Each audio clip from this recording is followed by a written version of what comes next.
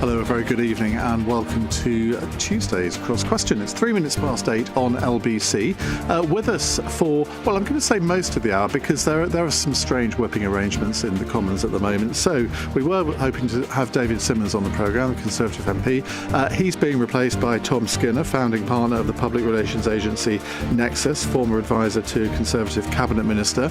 But if you're watching on Global Player, the LBC app or the LBC YouTube channel, you'll see an empty chair at the moment because he's racing over to be here sometime in the next few minutes. Also, Dorothy Byrne. She is former head of news and current affairs at Channel 4. Oh, she's running a tad late. That's her empty chair, but she will be here, I'm told, during the first question. But I'm very relieved that we have two guests because otherwise it would be me answering the questions and no one wants that. We have Emma Revell, External Affairs Director of the Centre for Policy Studies think tank, which was formed by Margaret Thatcher and Sir Keith Joseph in 1974, so you kind of know which direction she's coming from.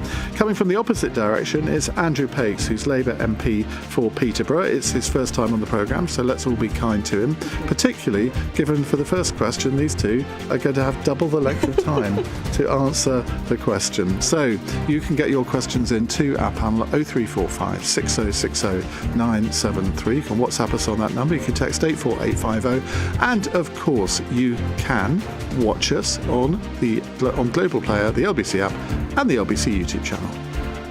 Call 0345 6060 973. Tweet at LBC. Text 84850. Cross Question with Iain Dale. This is LBC.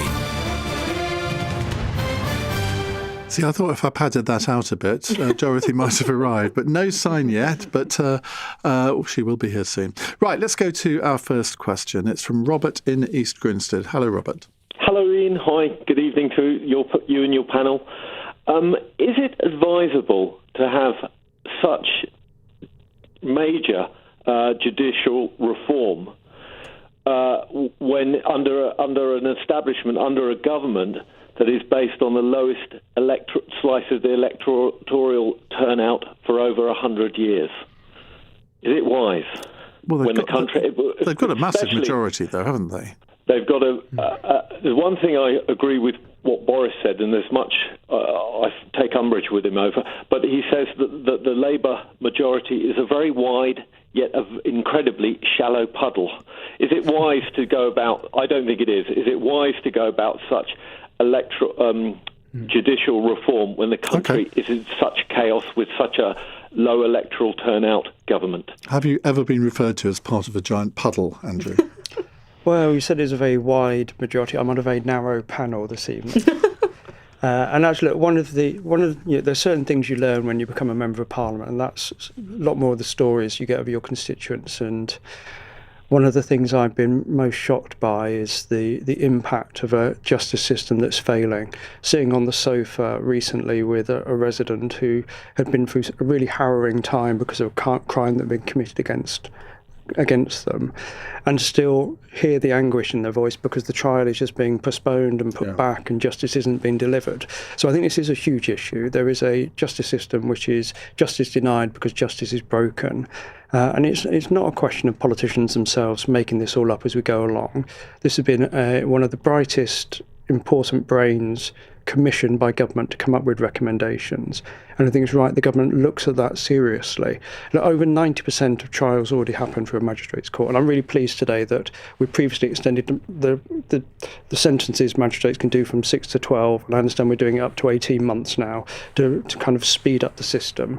But when you look at the impact of austerity, when you look at the fact that the system has been beaten up for the best part of a decade, not just by governments, but by COVID and the impact that's had on it, we've got a system which really is at breaking point. The other thing that really shocked me when I had to do a double take, and I did go and do some reading on it, I was absolutely horrified to realise the system still operates. It's a paper-based system, that we're dealing with, letters and actual old-fashioned Victorian pens and paper in lots of this system. So there's a real case for modernisation. I would love to live in a world where politicians could do what we want, but we have to start with the world we inherit. And there's a system broken. And to me, keeping it focused on the victims, getting justice delivered quicker and clearing this huge backlog we've got are worthy things for the government to look at.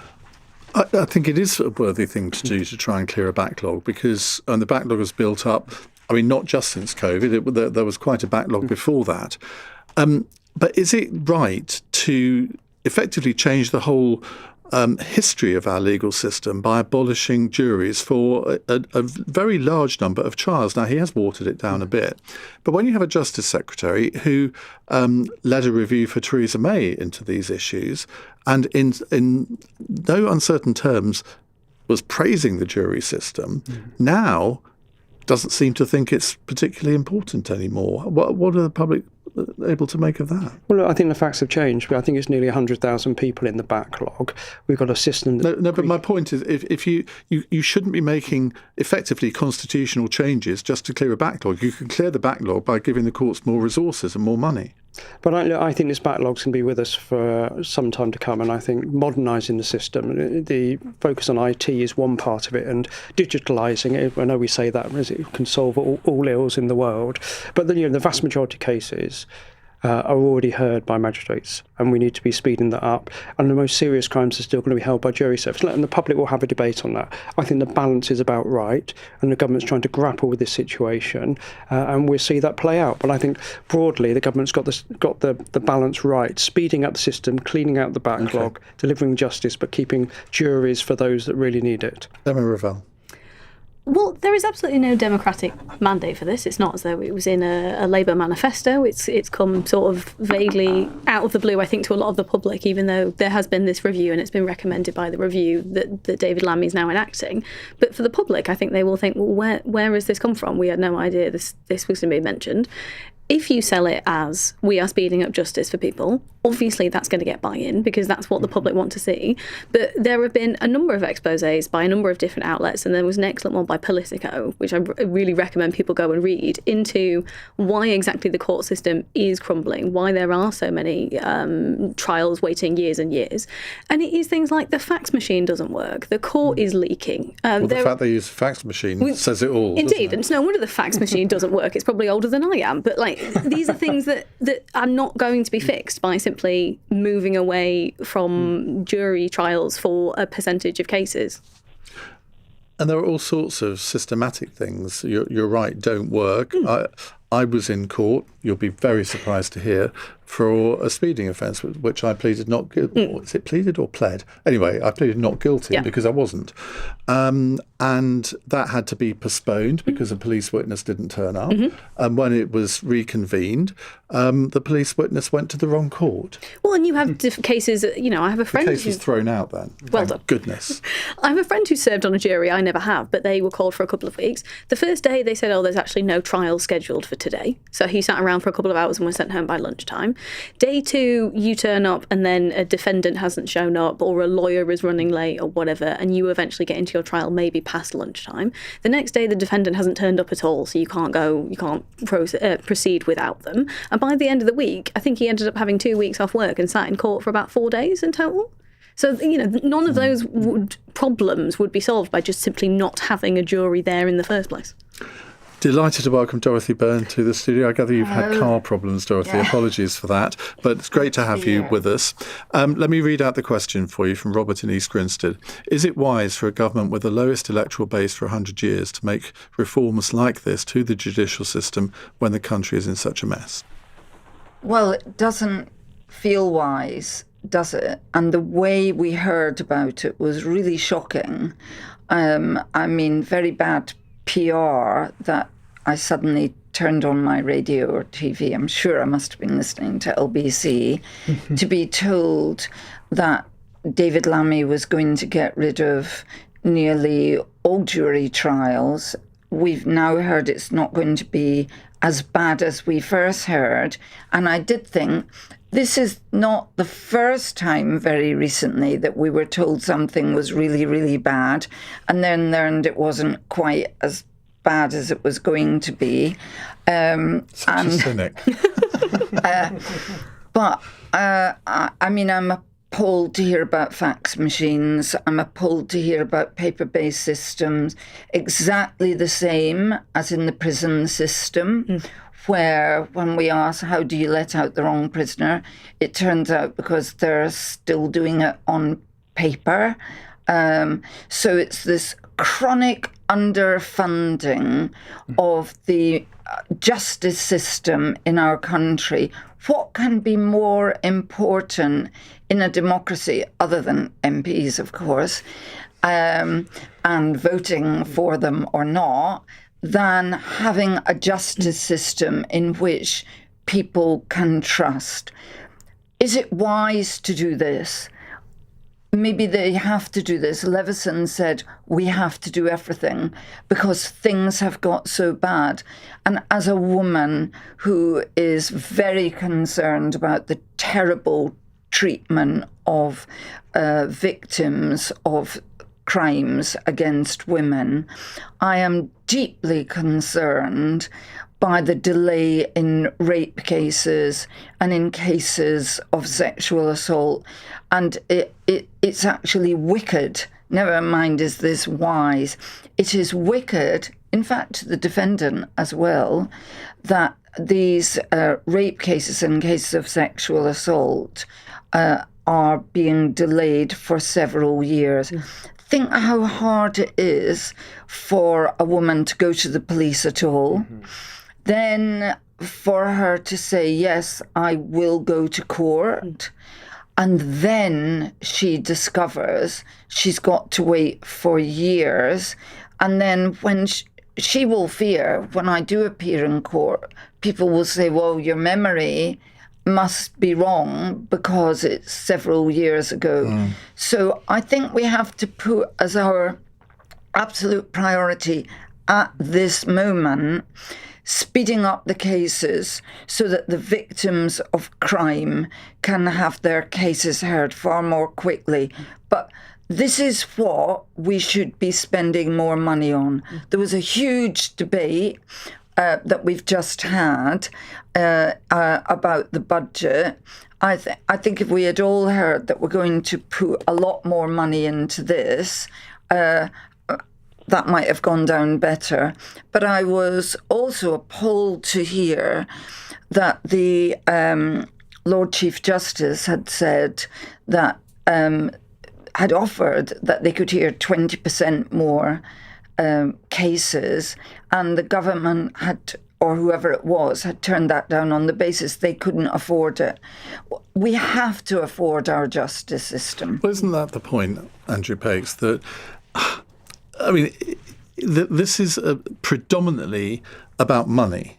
It shouldn't be about reforming a system that has served us well for decades, if not centuries. It should be about deciding the allocation of government funds. And look, all politics is about making choices, all government is about making choices. And people will think, well, Rachel Reeves gave £3.5 billion to lift the two-child benefit cap. She could have done that in stages and actually funded the justice system properly. Well, look, we are increasing funding for the justice system, but well, clearly not. The other way of looking at this is, can we not afford not to do it? I think in terms of the people I speak to in my constituency who are going through some of those situations where people are, we often say people are putting their lives on hold. They're not putting their lives on hold because they're reliving it through the moment. All the time these things are not progressing, for all the mishaps, all the broken down system. And it isn't just the criminal justice system in terms of trials, it's the whole system itself that needs doing it. So of course we need to speed up. We've increased the number of sitting days. We've increased some of the forensic work and other stuff which is going into support cases. But as the report says, we've got to look at every tool in the box. So I think it's worth putting the investment in, modernising the court system, but also looking at these proposals the government's brought forward as well. Well, David Davis was here earlier and he said he'd had 3 phone calls from Labour MPs today saying, how can we fight this? Do you sense any sign of a rebellion? Well, I think it's a really important issue and Parliament should be about debating these big issues. I'm persuaded by the evidence I've seen through the report, for the people in my constituency I've met, and by people in the probation and the court system as well, that the system just isn't working. So I'm willing to put the effort in to get it right. We've got another couple of related questions on this, which we'll come to in just a few moments' time. You're listening to LBC. It's 18 minutes past 8. This question with Iain Dale on LBC. 19 minutes past 8. With us in the studio, Dorothy Byrne, former head of news and current affairs at Channel 4, Andrew Pakes is Labour MP for Peterborough, and Emma Revell, external affairs director of the Centre for Policy Studies think tank. Right, we have Geoffrey in Harrow. Geoffrey, what would you like to ask? Well, Iain, I think this could be the time to embrace the latest technology, and whether the panel would agree that the whole 80,000 backlog of cases could be sorted out virtually overnight, with a large number of redundant judges and barristers and lawyers and things, by the use of artificial intelligence, AI. And solve the whole artificial problem. insemination. Just like that. Have you got your tongue firmly stuck in your cheek on this, or are you being serious? Half serious and half stuck in the cheek. It's a shame we haven't got a lawyer on the panel, because there must be things in the legal system that AI could help with, but you couldn't have AI as a jury. I don't think you could have AI as a judge, could you? Well, you could field the question into a number of AI, and if you've got the same answer from everybody, the person would either be guilty or not guilty, surely. Dorothy? Well, there has already been a problem with AI in the justice system, that some barristers have used AI, and AI invented cases that didn't exist, and they got into a bit of trouble. Unfortunately, we're not yet at the point that AI is absolutely 100% reliable. And I think we all want something that's more reliable than AI, which would invent a case. I have been a court reporter, and I would say that I've seen judges be really good. But one of the issues with judges is, I'm afraid to say, on the whole, they're all really posh. And the idea, we have to think about Britain as a whole. Judges are such a small and unrepresentative group of the population that I don't think it would feel like justice to most people, excellent as judges are, if a very small and select group of, on the whole, posh white middle-class men were deciding all the serious cases in the system. I've seen one jury make a decision that I could tell as an experienced journalist was wrong, where they believed the defendant, and at the end of the case that he got off, and the judge told the jury about his previous terrible record, and two of the jurors burst into tears. And the judge had obviously felt, how could you be so gullible in that case? So sometimes juries are a bit gullible, but other times juries get a case before them of somebody technically guilty, but no decent and ordinary person would send them down for the offence. And I think that's something that's wonderful about the jury system, that sometimes the jurors just ignore the letter of the law and act like 12 decent members of the public saying this case should never have been brought. If that's the law is an ass, and they let the person off. So jurors are not as reliable as judges, and that's got its good and bad side. Emma? Well, that feels like the whole point of the system, isn't it? AI is not perfect and can make mistakes. Jurors can make mistakes, but that's why we have 12 of them, because in theory their life experiences and their sort of biases cancel each other out, and that's why you're entitled to be tried by a jury of your peers. Dorothy's completely right. AI is not at a stage where I would want it making any sort of major life decision, never mind impacting the judicial system. But I think, Geoffrey's got a point that maybe technology should be absolutely used more, because we're in a system that is pen, paper and fax machine. Maybe we don't need to go straight to AI. Maybe we can just try, email. Andrew? Absolutely. I'm sure there's a reality TV show somewhere where you set up 12 different AI machines and have an AI jury and see what judgment they come to. But I agree. Careful, we'll have a House of Commons full of those soon. I'm sure some people say we already are. I don't know. Who knows? But I agree with Emma. I think it's actually basic technology. Let's have some things we can plug in the walls. You can email each other. Let's have some good spreadsheets. Let's make sure everyone knows when the trial is. Let's get reports written up. Let's speed the system up. And let's get the basics of justice working. But I also think there's some important points about the system, whether it's jurors or judges, needs to look and feel a bit like the Britain that it's seeking to help serve justice for. Right, Chris in Stubbington says, could the scrapping of juries for many cases be a step towards politically selected judges?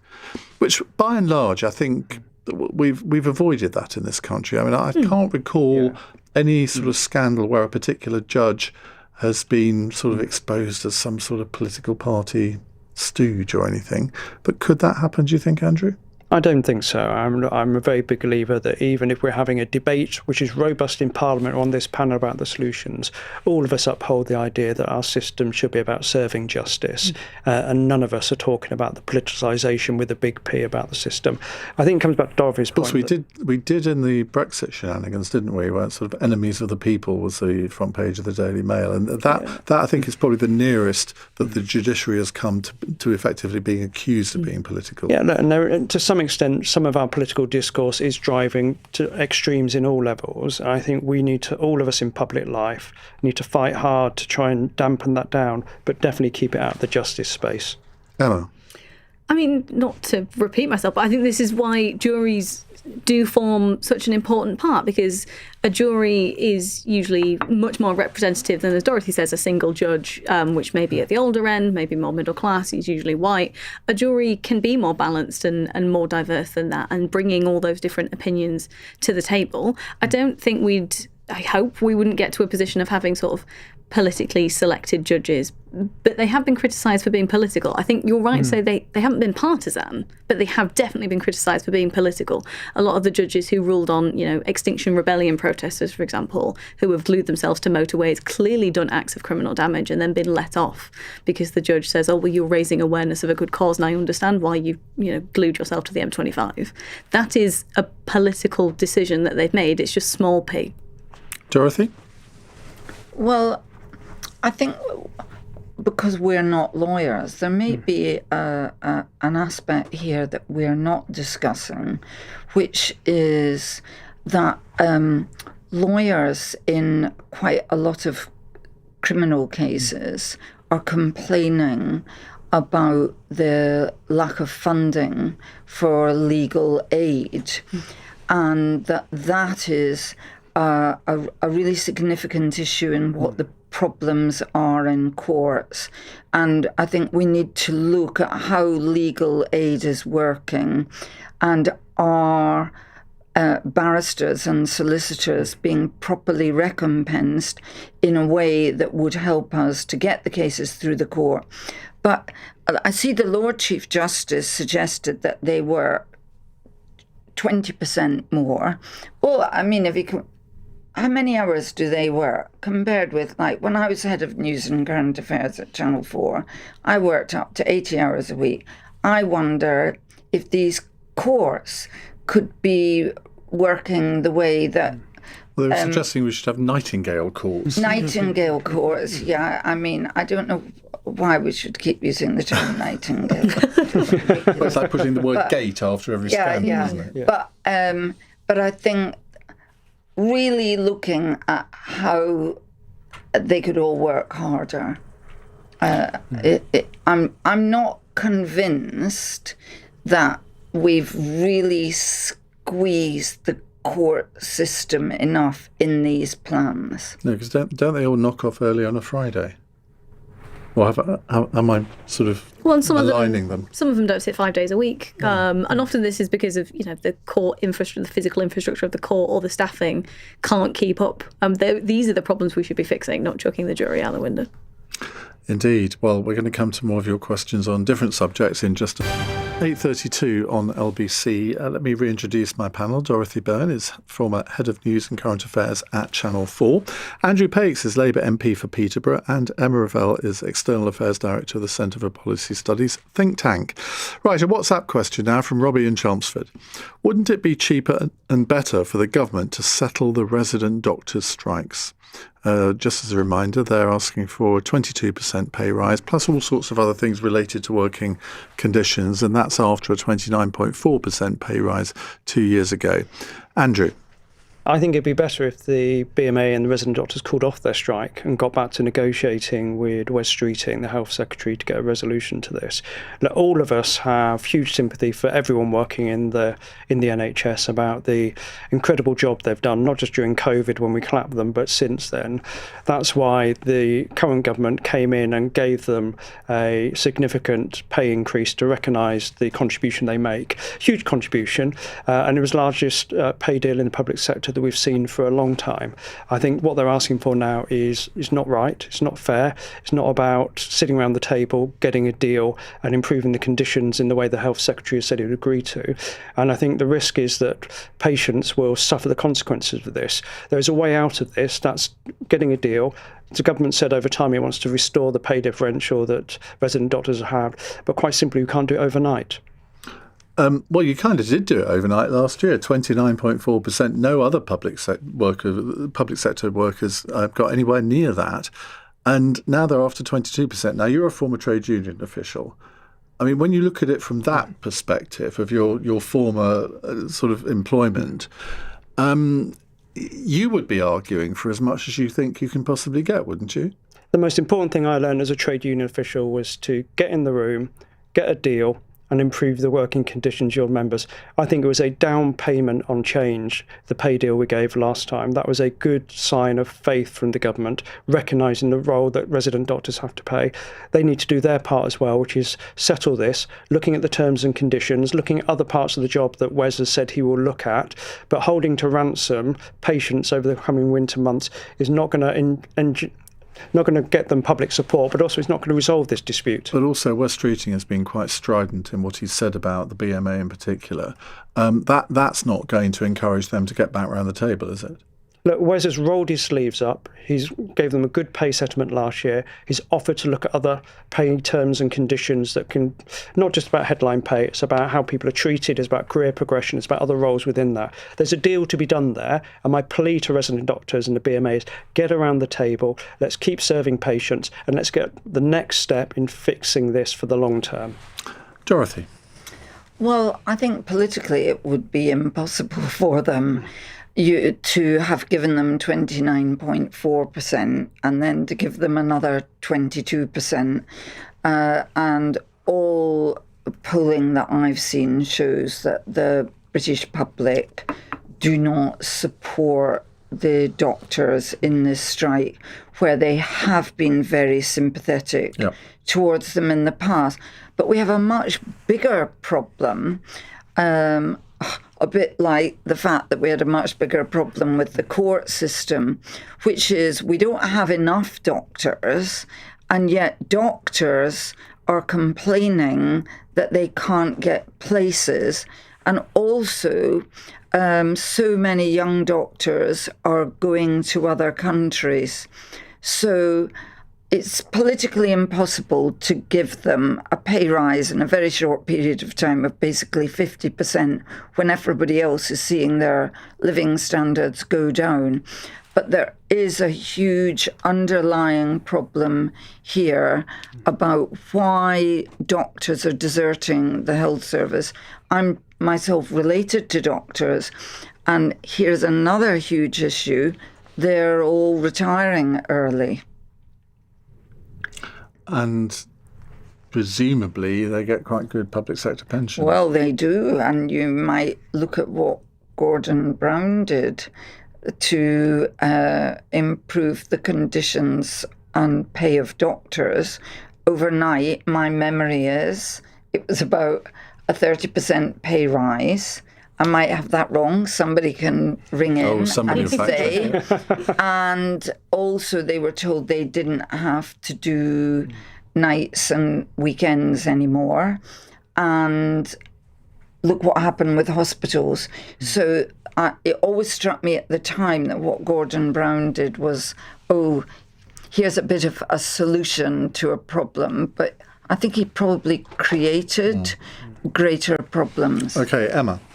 I mean, Labour have quite clearly created rod for their own back by, when they came into power last year, settling a number of different strikes, not just resident doctors' strikes, with quite big pay settlements up front. It was always going to be the case that one or more of these unions was going to come back for more. They were never going to accept the pay deal the first year and say, thank you very much, we'll shut up for 5 years now, and definitely not cause a Labour government a problem. Unions clearly think they have leverage over the government. They clearly want to agitate at a particularly difficult time. It's a particularly emotive issue, the idea of doctors striking over Christmas, especially when we have a perma-winter crisis that never seems to go away. So, I don't think it would necessarily be better, because I think it will just reinforce this idea that a Labour government will cave to whatever the unions ask for it. And it certainly won't be cheaper because of how much of an astonishing pay rise they're asking for.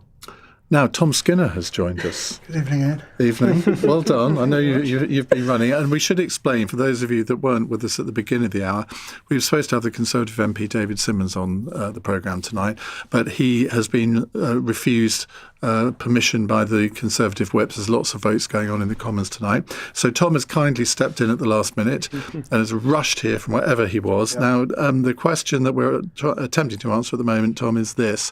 Wouldn't it be cheaper and better for the government to settle the resident doctors' strikes? Yeah, in the short term, possibly, but in the long term, it'd be an absolute disaster. I think we've seen when the government came in, they tried to settle with the unions, and very quickly they came back asking for more. I think it's just an ongoing problem, and the government, West Streeting's absolutely right to stand firm on it. Okay, well, let's move on to another question. It's a text question from Benjamin in, Durrington-on-Sea in West Sussex. Putin is now threatening us directly, saying he's ready for war with Europe. How should we respond? Well, ahead of his talks with Donald Trump envoy Steve Witkoff, who's travelled to Moscow alongside the president's son-in-law Jared Kushner, Putin has said that Europe, this is a quote, Europe is offering proposals for a peace plan for Ukraine that are unacceptable to Russia. Russia has no intention of going to war with European countries, but if Europe starts a war, Russia is ready right now, and then Moscow will have nobody to negotiate with. Europe has no peace agenda and is now hindering US efforts to resolve the conflict. Dorothy, what do you make of that? Well, he says if Europe starts a war, well, he's the one who started the war, but we should be very worried by both his language in this statement saying he's ready for war if, bring it on. But we should be even more worried about the fact that he has launched a war in the middle of Europe. And I think quite a lot of people will have been surprised not to hear more about defence in the budget. All these things we kept hearing about, I wanted to hear about defence. I am personally probably a liberal lefty. Say it ain't so. So when a liberal lefty like me says we need more arms, we need to be spending more on defence, that the amount that Labour has said it's spending extra on defence, most of which it would appear will be wasted on absolutely useless equipment, but we need to be putting that at the forefront of what we are doing. I notice what France is doing in restarting voluntary national service. Not quite sure how that works. But I also noticed that in the UK, when they question young people, a very high percentage say they wouldn't fight for Britain. And I think we need to really ask ourselves how we are going to persuade young people. You may need to fight. You're not fighting for some vision of England that right-wing people you don't like may have. You may well be fighting for the survival of your country, and where the threat to us is not matched by young people's concern about that threat. Well, let's go from one liberal lefty to another. Andrew Pakes. I haven't been called a liberal lefty for a long time. But on this subject, you aren't, are you, because of your former role? Look, absolutely. Look, let's be very clear on the question that came out. And I think, Putin started this war. He's an aggressor. Europe does have a peace plan. The peace plan is that Russia withdraws from Ukraine and we get peace in Ukraine, which allows them to be a democratic sovereign country. And I'm actually particularly proud that cross-party, we've seen a unanimous view in Parliament, give or take one or two people, where we've all stood in solidarity with Ukraine. And in Europe, we've had that as well. And I think we need to stick to that. This was a budget last week. We've had the spending review before the summer. And I think the government has taken seriously the need to increase defence spending, the defence industrial strategy to put that in. I worked at the union, which I'm very proud represented members who made the Trident missiles, made the warships, union members. We just had a question about union members, patriotic union members who contributed to the safety and security of this country by making great bits of kit and servicing and supporting our armed forces. And I think we should celebrate that. But one of the things this government's also talking about is about repatriating and building more of our equipment in this country. I think the era where we thought it was easy just to buy a global supply chain has changed. And we need to be, the money we spend on defence needs to be about British jobs in our communities and actually having a supply chain we can rely on when the world is more insecure. And that's not just about defence equipment, that's about our energy sector, it's about other things. We're not going to be able to produce everything in this country, but we need to be more resilient. We need to have an industrial base that supports our military aims, that supports NATO, that supports peace, that supports our security into the future. And I think there is a bit of a cross-party consensus on that. But in the spending review, the government started to change that and put that defence spending in. Emma. I think we need to have a conversation about defence procurement, which I don't think is particularly sexy to anybody. But half of the problem is that we take out a lot of contracts for things that are currently in development or not yet, deployment ready. It takes a number of years for them to get to that stage. There are often delays. There are often errors. I saw a story last week about, I think it was Ajax tanks who were vibrating so much that people in them were throwing up. And we, took out the contract for these pieces of equipment 5, if not 10 years ago. They're still not ready. So we are not preparing for today's wars or tomorrow's wars. We're still fighting. We're thinking about, to disagree with Dorothy slightly, I think it is important that we have, in terms of personnel, sufficient personnel within the armed forces. But actually, modern warfare is not as much fought on the front line by soldiers fighting. Well, it is in Ukraine. It is in Ukraine, and we need to be aware that that is a possibility. But what's also happening in Ukraine is a massive deployment of drone technology. Now, Britain can be a world leader in this. We have, the companies in the UK who can do this. But we need to be commissioning and spending, if we want to spend more on defence, we need to spend it properly and not fudge the numbers by things like, we've started counting the security services as part of the defence budget, or what the Conservatives did back in 2014, start counting the pensions as part of the spending just to make the numbers add up. We need to actually spend it properly and we need to spend it efficiently. Tom Skinner.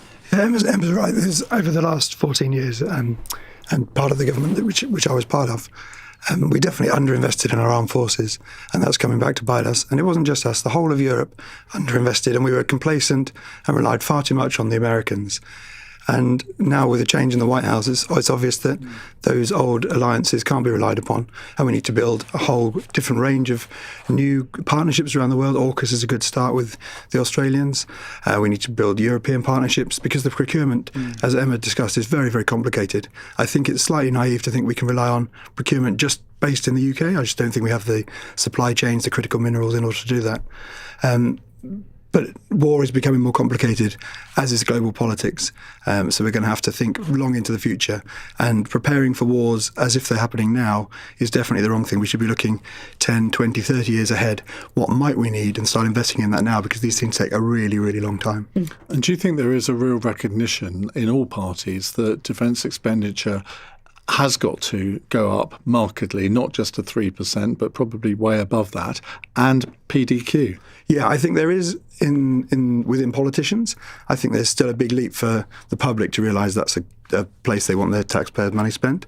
I think it's all very well saying, yes, we want strong defences, but actually if you've got a trade-off between teachers, police officers, nurses, or missiles, drones and army personnel, I think polls will show they want the investment in the public services and not in the defence. So it's actually going to take a very strong government over quite a long period of time to invest in that and make difficult decisions that the public might not initially welcome, but over a long time we'll be very pleased that that happened.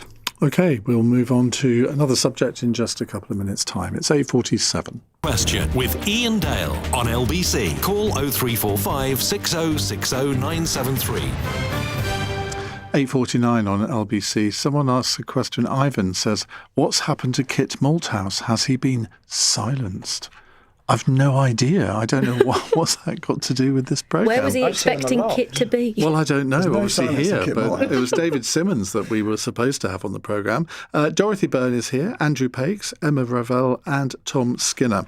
Right, question from Mark in Kilburn. In his speech last night, the Prime Minister said he wants a closer relationship with the EU, but should he be more bold and announce that the UK should enter talks to join a customs union, which would also improve growth? Now, Keir Starmer spoke at the Lady Mayor's banquet last night. Do we not have a Lord Mayor anymore? Honestly, how times change. Very woke, isn't it? Very. And said that we delivered for Britain by looking outward with renewed purpose and pride, not by shrinking back. In these times, internationalism is patriotism. He also argued that the way in which Brexit was sold and delivered was simply wrong. What do you read into that, Tom Skinner? So I'm going to upset some of my Conservative friends. If I was the Prime Minister, I would announce straight away that he intends to join the customs union. I think it's probably the biggest thing they could do to boost growth in the short term and the long term. And it would be a real challenge to the opposition parties, because I can't see any political party going into a general election saying they're going to withdraw from the customs union. So I think I'm not a Labour strategist, but it would be an absolute nightmare for the Conservative Party if they were to do that. I think it's the right thing for the country, and politically it would be a very difficult thing for the Conservatives to deal with. How would it boost growth? Partly because I think the markets would absolutely love it. I think it would help a lot of businesses trading with Europe. It would cut some of the red tape that they're looking to cut at the moment. DPT is spending a lot of time worrying about our own regulations, but actually a lot of the trade into Europe is more difficult than it was before Brexit. And I just think that it would be so welcomed by business that it would give a real boost to the economy. Would that mean all of the trade agreements that have been negotiated would be cancelled? Yeah, I'm not saying this is an easy choice for the government. It would mean that the trade agreements would have to roll in underneath the customs union, the EU agreements. But actually, if you compare the benefits of the customs union versus the relatively small range of trade agreements we've done, it'll pale into insignificance. Even though we would then be subject to the high level of EU tariffs that Donald Trump has imposed, rather than the lower ones that we have at the moment. Yeah, I genuinely think the benefits would outweigh the costs. OK. Emma Revell? I think if that is what the government had chosen to do in, say, 2017, that would have been fine. I think it could have been sold to the country as a version of Brexit that still was Brexit, but that still didn't completely confuse the economy, is what I'm going to call it nicely. But I think now it would look, it's too close to the referendum still, even 9 years later. It would still look like backtracking. I think Keir Starmer... I'm not saying it's politically easy for the Prime Minister. But, well, I don't necessarily agree it will be a political win either, because Keir Starmer's gone to quite decent lengths to try and say that he's going to, the country voted for Brexit and I'm going to make sure Brexit gets done. I think it would be too easy for anyone on the right, whether that's politically, journalists and the public, to sell this as Labour going back on their promises. Labour, were never really committed to Brexit. They never really they didn't want to leave Keir Starmer. Well, but there's no reason to make it worse. Let's bring another angle into this, because Jeff in Clerkenwell has asked this. Journalist and Conservative peer Daniel Finkelstein has written in the Times tonight that Labour will campaign to reverse Brexit at the next election. Is he right, and would they be right to do so? Lord Finkelstein has written that for Labour, quotes, the political and economic logic of campaigning to overturn Brexit is overwhelming. Andrew Pakes, Labour MP. Well, I'm a Labour MP in a seat that voted nearly 2/3 to leave, and I think my city's fed up with the psychodrama of Brexit. So I'm very much up for closer relationships with Europe through the trade deals, through looking at things like whatever the youth mobility scheme would be. Just not shouting at our neighbours on every issue, and being adults in terms of our relationship and looking at how we boost trade. And we've got to collaborate with Europe on things like NATO, where some of them are European colleagues, and on defence. So I'm very much up for a mature relationship. I don't think going back into customs union is the right thing at the moment. At the moment. Nice little caveat at the end. Well, look, I think one day when we're over the psychodrama, I think there is something for a future generation to decide its relationship with Europe. I think we've had a referendum. I agree with Emma. We're still living through the aftershocks of not just the referendum, but the false promises, the botched things. It is clear that the Brexit we were promised was not delivered. But equally, just reversing that is not the right way forward. I'm a pragmatist in politics. I think people want us to get on with trading with Europe, building a better relation with Europe, and allowing young people some of those opportunities. If we can just do those pragmatic next steps, that will get us some way towards growth. But if Keir Starmer announced that, assuming he's still leader by then, of course, in 2028, right at the next election, Labour's going to say in our manifesto, we will rejoin the EU, what would your reaction be to that? You could have lots of what-ifs about what might be in our next manifesto. I'm focused on what I've got now, which is how do we get better jobs, investment into my city and growth. And I think having the trade deals, giving opportunities for young people and moving us on from this psychodrama are the things I'm focused on. Can't blame me for trying. Dorothy? Well, I think if you were to be pragmatic and principled and you were a politician, you would say that the most important thing that has to be done at the moment is to improve growth in this country, and both joining the customs union and, of course, I would actually think getting rid of Brexit would be steps towards that. We are constantly told now that we lost 4% of our GDP through Brexit. So I think it is worth politicians being truly daring and talking both about the customs union and Brexit, because if they really want to help our country, as opposed to worrying about whether they are being accused of going back on what they've done. They've gone back on everything else. Why not go back on this? Wouldn't, if we rejoin the customs union, wouldn't the logical thing also be to rejoin the single market? And if that's logical, then the logical thing would be, well, let's just rejoin the whole thing. Tom? That is logical in many respects. I think it's politically absolutely impossible. I think the customs union is what is potentially achievable, and it would be the single biggest move that the government could make to get some growth based on what is realistic. And what would the EU expect in return? I think actually with a grown-up conversation, they'd probably be quite pleased to have us back. Why? Because we're an enormous booming economy. Are we? It doesn't feel like that, does it? It's a booming economy, and I think that's exactly what the budget was all about. Oh my! Nice. What a shame we've only got a minute and a half left. Right, let's go to our fun question. It's from Cal in Warrington. A man from North Wales has restored his Aston Martin DB5, as in James Bond's car in Goldfinger, having not driven it since the 70s, and instead having left it to rust on his driveway. It's now worth £1 million.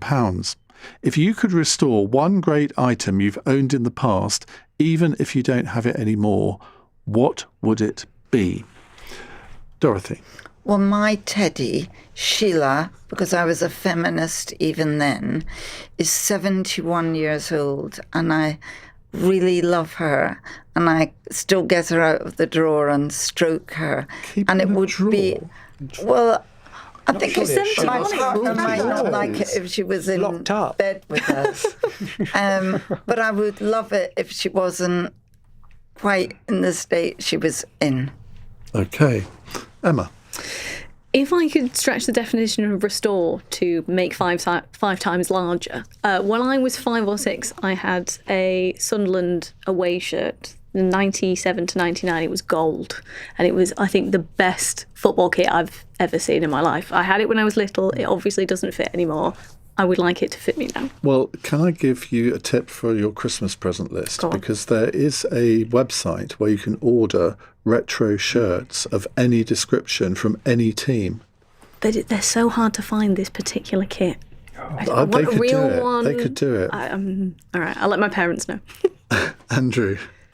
Oh, when we talked about fax machines earlier, I did think, popped into my head, one of my first jobs, I had a pager, and I found life a lot simpler in politics with a pager, because Iain couldn't doorstep me. He'd have to send me, ring Iain about important issue.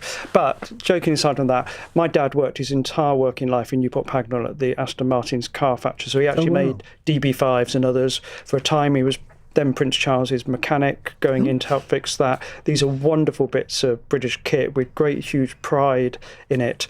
And my dad's just turned 87, so perhaps I'd like to restore my dad because he's in a bit of bad health, and my mum as well. So restoring my parents because they are great people. Fantastic. Tom? Mine would be the model Thunderbird one that I used to have. A few weeks ago, I was rooting around my parents' attic with my daughter, and we found Thunderbirds 2 and 3. And Thunderbird 1 was my favourite, and I can't find it anywhere, so it would be bring back Thunderbird 1. I would want to restore my old Audi Quattro, which was like the Life on Mars one, but I've discovered that it still exists and it has been restored and is being driven in rallies. But it was a blue one, and it's white you now. could become a rally driver. Yeah, as well. I got a friend of mine got in touch with the owner because I wanted to buy it back, but he never got back to us. Too busy racing it, I right? can still remember the number plate as well, D52VJN. Well, the owner, we call out to you now. If you're listening, I want my car back. Drive. I bought it for $9,000, I think, in 1989. Anyway, enough of that. Thank you all very much indeed. Thank you, Tom, for stepping in at the last minute. Tomorrow's panel includes the Labour peer Thangam Debonair, former Tory Cabinet Minister Theresa Villas, DUP MP Jim Shannon, and the homelessness campaigner Matthew Torbett. But in the next hour, I want to talk about an Australian-style social media ban for under-16s. Is that something that should be brought in here? The head of Ofsted has backed a ban for under-16s. A Lowestoft MP, Jess Asato, she has called for it to happen as well. I wonder there's a little bit of a groundswell of opinion behind this now. Could it happen here? Do you think it would be a good thing? Do you think this is the only way to protect young minds from the evils of some of the things that happen on social media? As a parent, would you feel reassured if the government said, yep, we're going to do this? Or should we wait to see how it works in Australia? 0345 6060 973. On your radio, on the LBC app, and Play LBC. leading Britain's conversation. This